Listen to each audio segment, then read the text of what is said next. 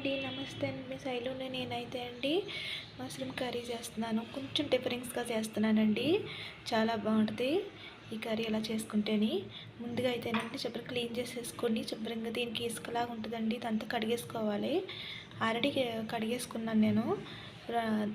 పెద్దవి అయితే 4 ముక్కల కింద కట్ చేసేసుకోవాలండి. ఇవి ఉన్నాయి కదండి తొడుగులు, అవి కూడా తీసేసుకోవాలి. సగం సగం తీసేసుకోవాలండి. మొత్తానికి తీసేసుకొని దీన్ని ఎలా తయారు చేయాలో చూపిస్తానండి. ఉన్నాయి కదండి, కట్ చేసేసుకున్నాను కదా. ఇవి ఒక గిన్నె వేసేసుకున్నాను కదండి. ఇందులోకి మసాలా దినుసులన్నీ వేసేసుకోవాలండి. ఇవి ఇందులో సరిపోనంత కారం పొడి కూడా వేసుకోవాలండి.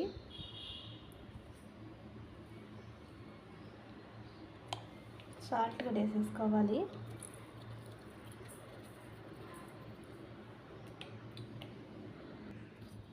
అందులోని కొద్దిగా మెంతి పొడి కూడా వేసుకోవాలండి. దీనివల్ల వేసుకున్న వల్ల చాలా బాగుంటుందని కర్రీ అయితే ఇది వేసుకున్న వల్లను. ధనియాల పొడి కూడా వేసేసుకోవాలి.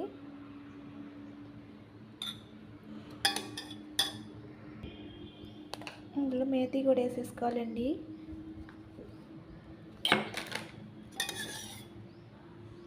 ఇందులో పెరుగు కూడా వేసేసుకోవాలి.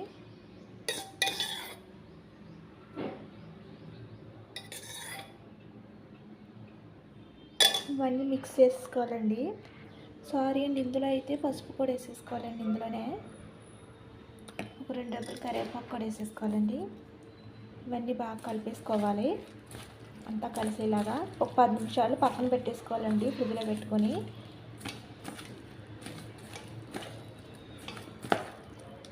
దాని తర్వాత మనం కర్రీ చేసుకోవాలండి.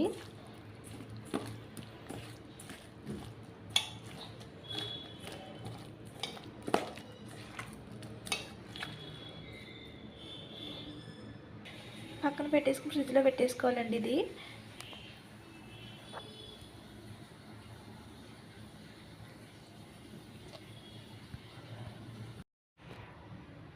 దీంట్లో అయితే 2 స్పూన్లు ఆయిల్ వేసుకోవాలండి.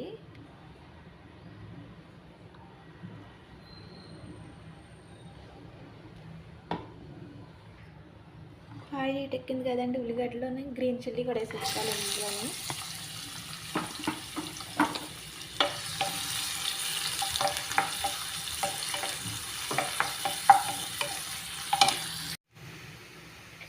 నేనైతేనండి ఇవన్నీ మిక్స్ చేసుకున్నాను కూడా ఇవన్నీ వేసేసుకుంటున్నాను. ఇందులోని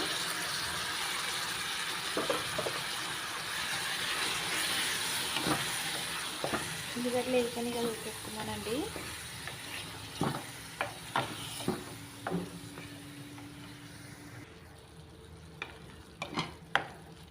సిమ్లో పెట్టి బాగా ఉడకనివ్వాలండి.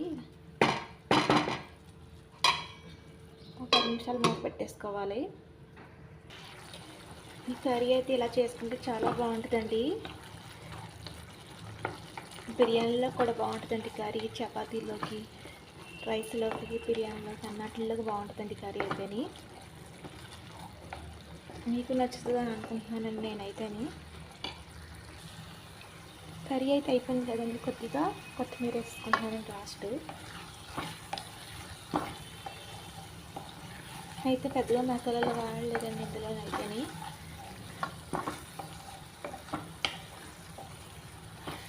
స్టవ్ బంద్ చేసేసుకుంటున్నానండి.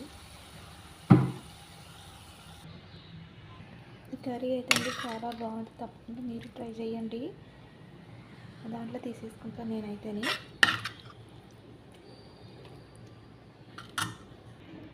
చూసారు కదండి, చాలా బాగుంది కర్రీ అయితే. చాలా బాగుంటుంది. తప్పకుండా మీరు ట్రై చేయండి.